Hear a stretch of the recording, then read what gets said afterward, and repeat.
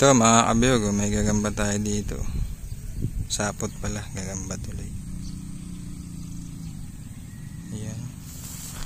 Tapos bumaba siya dito. Ayan.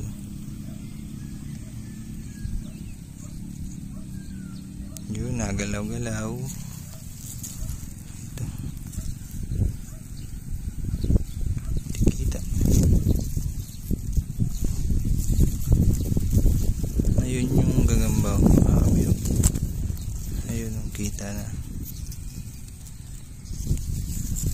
Tingnan na.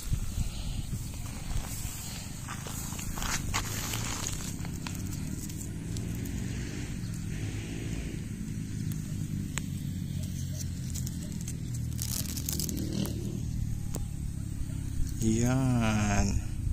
Yan siya mga kabiyog. Parang matagal na siya dito.